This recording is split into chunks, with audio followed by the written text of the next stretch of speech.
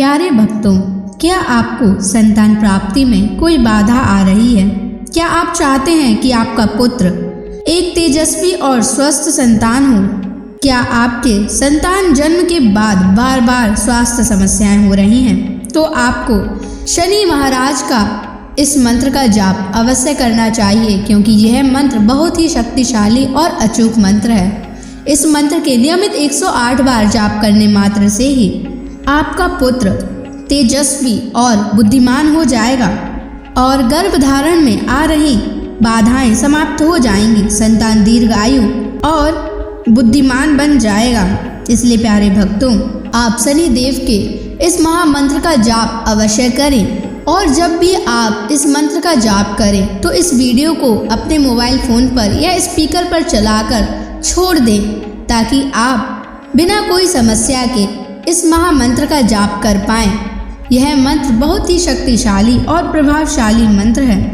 इस मंत्र के जाप से पुत्र प्राप्ति के योग भी प्रबल होते हैं और संतान का जीवन सुरक्षित और सुखद होता है। घर में खुशहाली और समृद्धि बनी रहती है। इसलिए प्यारे भक्तों, अगर आप भी चाहते हैं कि आपका पुत्र हमेशा खुश रहे, तो आप इस मंत्र का जाप अवश्य करें और नियमित 108 बार करें और पूरी श्रद्धा के साथ करें। तभी आप शनि महाराज के असीम कृपा के भागी बन पाओगे।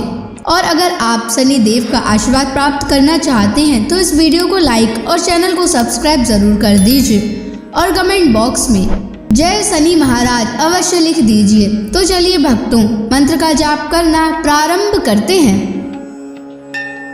ओम ह्रीं श्रीं क्लीं शन शनैश्चराय महाक्रूराय नमः।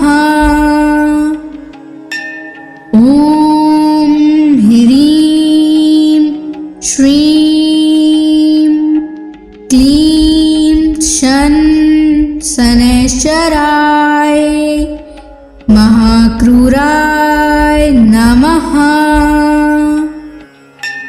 ओम ह्रीं श्रीं क्लीं शन शनैश्चराय महाक्रूराय नमः। ओम ह्रीं श्रीं क्लीं शन शनैश्चराय महाक्रूराय नमः।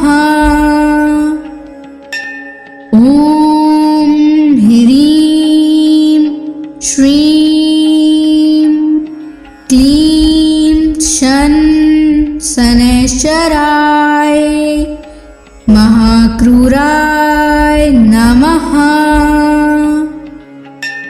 ओम ह्रीं श्रीं क्लीं शन शनैश्चराय महाक्रूराय नमः।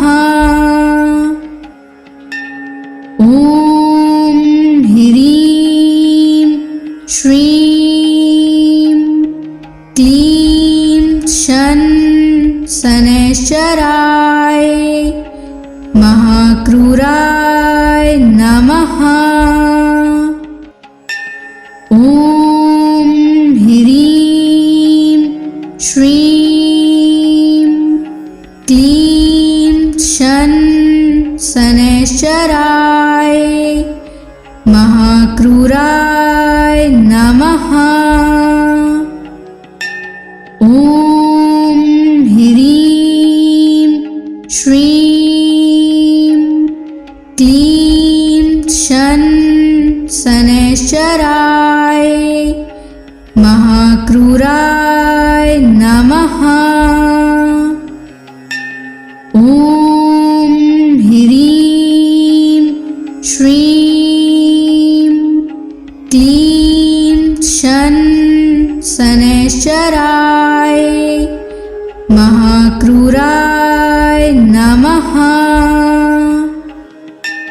ओम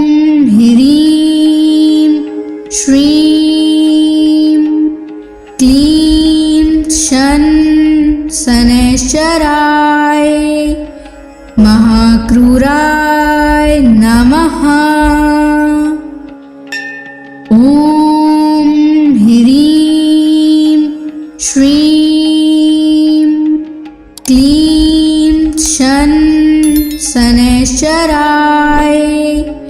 महाक्रूराय नमः।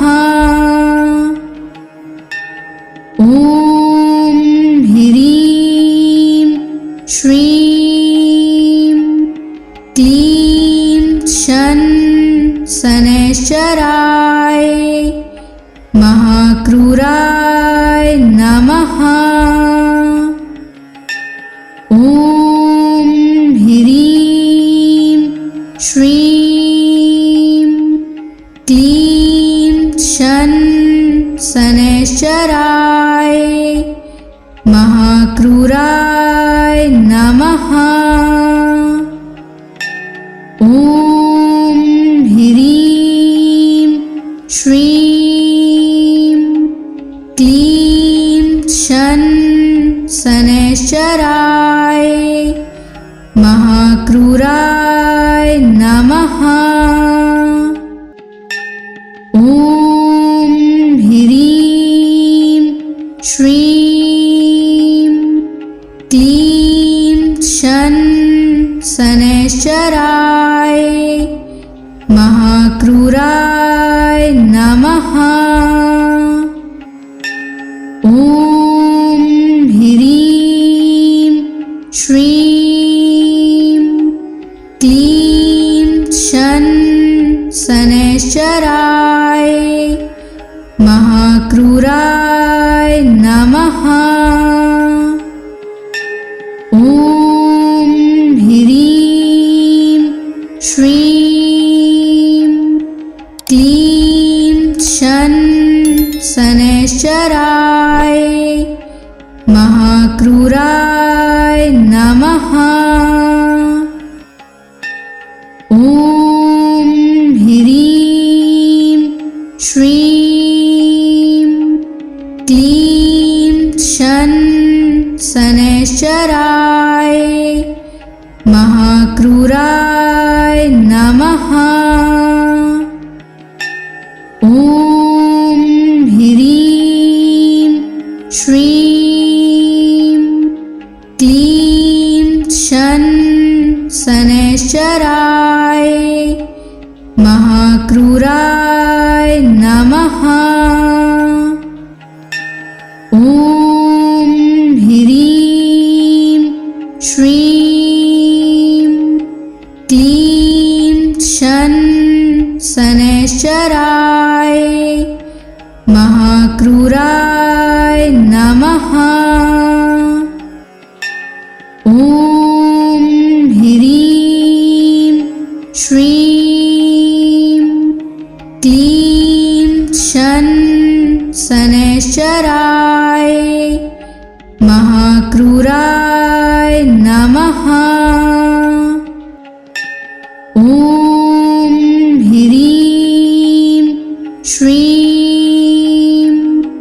क्लीं शनैश्चराय महाक्रूराय नमः। ॐ ह्रीं श्रीं क्लीं शनैश्चराय महाक्रूराय नमः। ॐ ह्रीं श्रीं क्लीं शनैश्चराय महाक्रूराय नमः। ॐ ह्रीं श्रीं क्लीं शनैश्चराय महाक्रूराय नमः। ॐ ह्रीं श्रीं क्लीं शनैश्चराय महाक्रूराय नमः। ॐ ह्रीं श्रीं क्लीं शन शनैश्चराय महाक्रूराय नमः। ॐ ह्रीं श्रीं क्लीं शन शनैश्चराय महाक्रूराय नमः। ॐ ह्रीं श्रीं क्लीं शन शनैश्चराय महाक्रूराय नमः। ॐ ह्रीं श्रीं क्लीं शन शनैश्चराय महाक्रूराय नमः। ॐ ह्रीं श्रीं क्लीं शन शनैश्चराय महाक्रूराय नमः। ॐ ह्रीं श्रीं क्लीं शन शनैश्चराय महाक्रूराय नमः। ॐ ह्रीं श्रीं क्लीं शन शनैश्चराय महाक्रूराय नमः। ॐ ह्रीं श्रीं क्लीं शन शनैश्चराय महाक्रूराय नमः। ॐ ह्रीं श्रीं क्लीं शन शनैश्चराय महाक्रूराय नमः। ॐ ह्रीं श्रीं क्लीं शन शनैश्चराय महाक्रूराय नमः। ॐ ह्रीं श्रीं क्लीं शन शनैश्चराय महाक्रूराय नमः। ॐ ह्रीं श्रीं क्लीं शन शनैश्चराय महाक्रूराय नमः। ॐ ह्रीं श्रीं क्लीं शन शनैश्चराय महाक्रूराय नमः। ॐ ह्रीं श्रीं क्लीं शन शनैश्चराय महाक्रूराय नमः। ॐ ह्रीं श्रीं क्लीं शन शनैश्चराय महाक्रूराय नमः। ॐ ह्रीं श्रीं क्लीं शन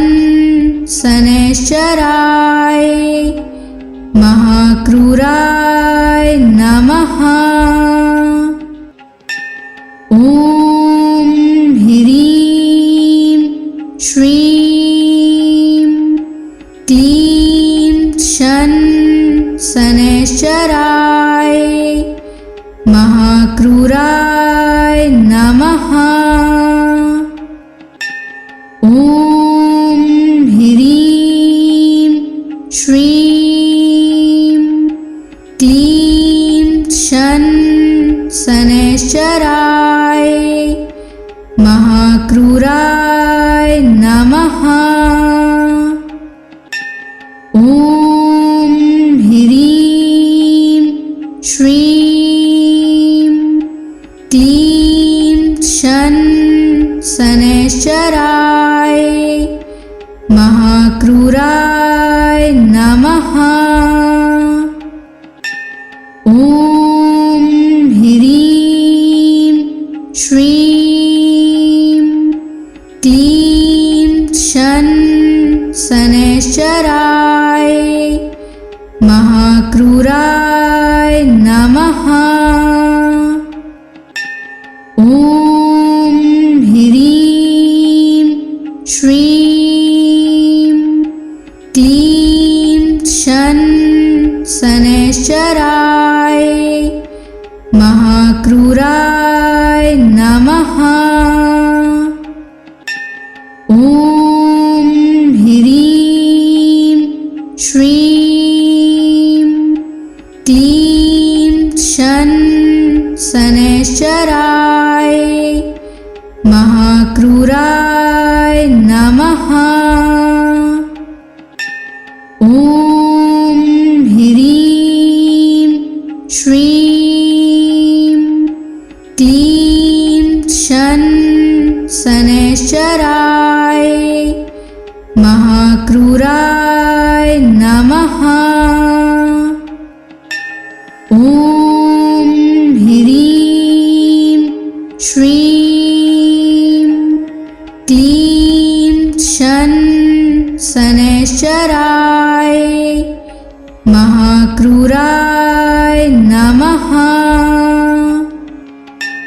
ॐ ह्रीं श्रीं क्लीं शन शनैश्चराय महाक्रूराय नमः।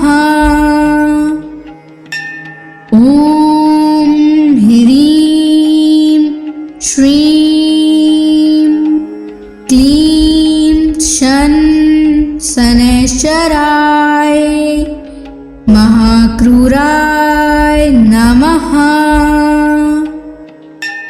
ॐ ह्रीं श्रीं क्लीं शन शनैश्चराय महाक्रूराय नमः। ॐ ह्रीं श्रीं क्लीं शन शनैश्चराय महाक्रूराय नमः। ॐ ह्रीं श्रीं क्लीं शन शनैश्चराय महाक्रूराय नमः। ॐ ह्रीं श्रीं क्लीं शन शनैश्चराय महाक्रूराय नमः। ॐ ह्रीं श्रीं क्लीं शन शनैश्चराय महाक्रूराय नमः। ॐ ह्रीं श्रीं क्लीं शन शनैश्चराय महाक्रूराय नमः। ॐ ह्रीं श्रीं क्लीं शन शनैश्चराय महाक्रूराय नमः। ॐ ह्रीं श्रीं क्लीं शन शनैश्चराय महाक्रूराय नमः। ॐ ह्रीं श्रीं क्लीं शन शनैश्चराय महाक्रूराय नमः। ॐ ह्रीं श्रीं क्लीं शन शनैश्चराय महाक्रूराय नमः। ॐ ह्रीं श्रीं क्लीं शन शनैश्चराय महाक्रूराय नमः। ॐ ह्रीं श्रीं क्लीं शन शनैश्चराय महाक्रूराय नमः। ॐ ह्रीं श्रीं क्लीं शन शनैश्चराय महाक्रूराय नमः। ॐ ह्रीं श्रीं क्लीं शन शनैश्चराय महाक्रूराय नमः। ॐ ह्रीं श्रीं क्लीं शन शनैश्चराय महाक्रूराय नमः। ॐ ह्रीं श्रीं क्लीं शन शनैश्चराय महाक्रूराय नमः। ॐ ह्रीं श्रीं क्लीं शन शनैश्चराय महाक्रूराय नमः। ॐ ह्रीं श्रीं क्लीं शन शनैश्चराय महाक्रूराय नमः। ॐ ह्रीं श्रीं क्लीं शन शनैश्चराय महाक्रूराय नमः। ॐ ह्रीं श्रीं क्लीं शन शनैश्चराय महाक्रूराय नमः। ॐ ह्रीं श्रीं क्लीं शन शनैश्चराय महाक्रूराय नमः। ॐ ह्रीं श्रीं क्लीं शन शनैश्चराय महाक्रूराय नमः। ॐ ह्रीं श्रीं क्लीं शन शनैश्चराय महाक्रूराय नमः। ॐ ह्रीं श्रीं क्लीं शन शनैश्चराय महाक्रूराय नमः। ॐ ह्रीं श्रीं क्लीं शन शनैश्चराय महाक्रूराय नमः। ॐ ह्रीं श्रीं क्लीं शन शनैश्चराय महाक्रूराय नमः। ॐ ह्रीं श्रीं क्लीं शन शनैश्चराय महाक्रूराय नमः। ॐ ह्रीं श्रीं क्लीं शन शनैश्चराय महाक्रूराय नमः। ॐ ह्रीं श्रीं क्लीं शन शनैश्चराय महाक्रूराय नमः।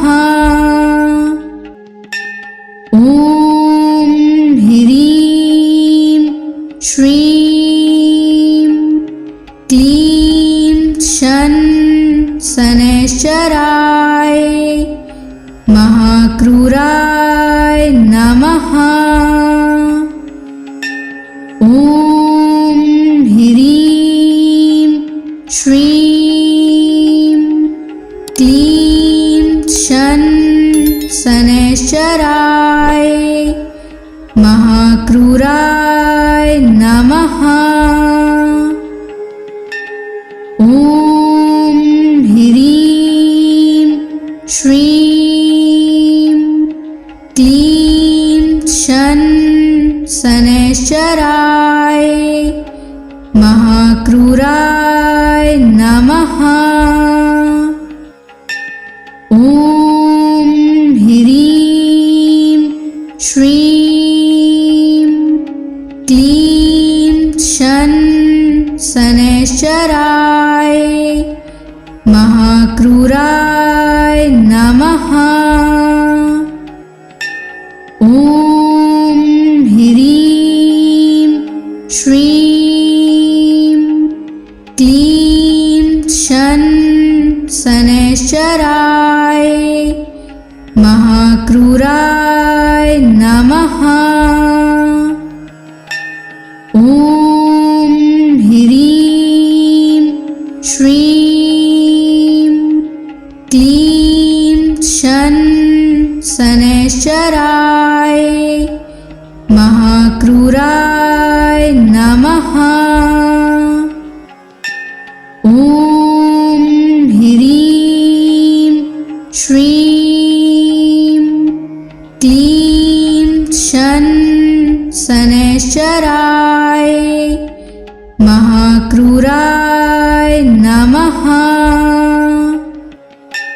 ॐ ह्रीं श्रीं क्लीं शन शनैश्चराय महाक्रूराय नमः। ॐ ह्रीं श्रीं क्लीं शन शनैश्चराय महाक्रूराय नमः। ॐ ह्रीं श्रीं क्लीं शन शनैश्चराय महाक्रूराय नमः। ॐ ह्रीं श्रीं क्लीं शन शनैश्चराय महाक्रूराय नमः। ॐ ह्रीं श्रीं क्लीं शन शनैश्चराय महाक्रूराय नमः। ॐ ह्रीं श्रीं क्लीं शन शनैश्चराय महाक्रूराय नमः। ॐ ह्रीं श्रीं क्लीं शन शनैश्चराय महाक्रूराय नमः। ॐ ह्रीं श्रीं क्लीं शन शनैश्चराय महाक्रूराय नमः। ॐ ह्रीं श्रीं क्लीं शन शनैश्चराय महाक्रूराय नमः। ॐ ह्रीं श्रीं क्लीं शन शनैश्चराय महाक्रूराय नमः। ॐ ह्रीं श्रीं क्लीं शन शनैश्चराय महाक्रूराय नमः। ॐ ह्रीं श्रीं क्लीं शन शनैश्चराय महाक्रूराय नमः। ॐ ह्रीं श्रीं क्लीं शन शनैश्चराय महाक्रूराय नमः। ॐ ह्रीं श्रीं क्लीं शन शनैश्चराय महाक्रूराय नमः। ॐ ह्रीं श्रीं क्लीं शन शनैश्चराय महाक्रूराय नमः। ॐ ह्रीं श्रीं क्लीं शन शनैश्चराय महाक्रूराय नमः। ॐ ह्रीं श्रीं क्लीं शन शनैश्चराय महाक्रूराय नमः। ॐ ह्रीं श्रीं क्लीं शन शनैश्चराय महाक्रूराय नमः। ॐ ह्रीं श्रीं क्लीं शन शनैश्चराय महाक्रूराय नमः।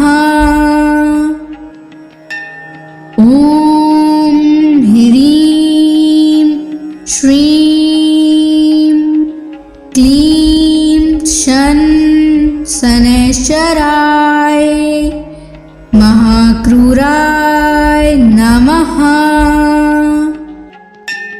ॐ ह्रीं श्रीं क्लीं शन शनैश्चराय महाक्रूराय नमः।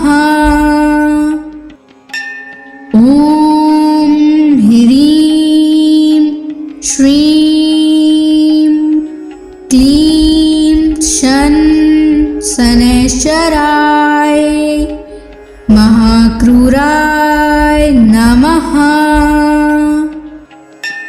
ॐ ह्रीं श्रीं क्लीं शन शनैश्चराय महाक्रूराय नमः।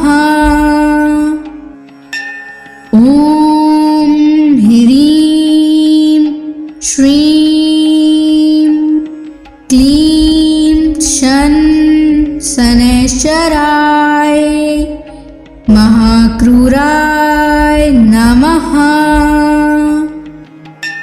ॐ ह्रीं श्रीं क्लीं शन शनैश्चराय महाक्रूराय नमः। ॐ ह्रीं श्रीं क्लीं शन शनैश्चराय महाक्रूराय नमः। ॐ ह्रीं श्रीं क्लीं शन शनैश्चराय महाक्रूराय नमः। ॐ ह्रीं श्रीं क्लीं शन शनैश्चराय महाक्रूराय नमः। ॐ ह्रीं श्रीं क्लीं शन शनैश्चराय महाक्रूराय नमः। ॐ ह्रीं श्रीं क्लीं शन शनैश्चराय महाक्रूराय नमः। ॐ ह्रीं श्रीं क्लीं शन शनैश्चराय महाक्रूराय